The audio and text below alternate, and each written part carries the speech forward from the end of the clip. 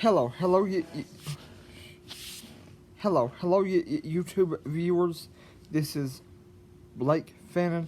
Listen, have you ever, have you ever, have you ever had a smart TV and you've been able to hear YouTube and Netflix on it, but for some reason you haven't heard nothing when you've been watching TV, such as Nick or Disney Junior or CNN, for instance?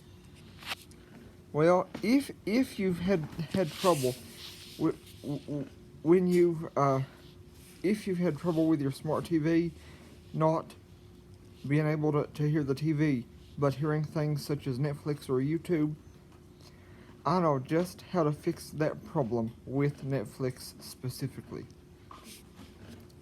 If the problem started after after you stopped watching Netflix, do what I did this morning. Go into Netflix, watch a small portion of a program, then exit out of Netflix and go back to TV mode. That should fix it. And for those of you who are wondering, I wasn't intending to fix it when I went in to Netflix and watched a small portion and watched a small portion of Pokemon, but I here's what happened.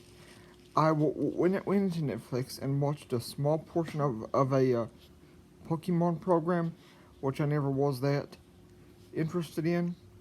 Then I decided to go back to TV and see if that would fix it. I mean, and see if I could hear TV, and then, yep, sure enough, I was able to hear the TV.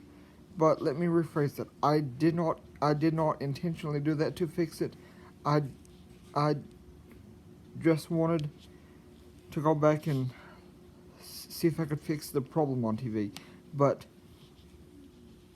going into Netflix, watching a small portion of a program, then exiting out of Netflix, and going straight back to TV mode, that fixed my TV sound problem.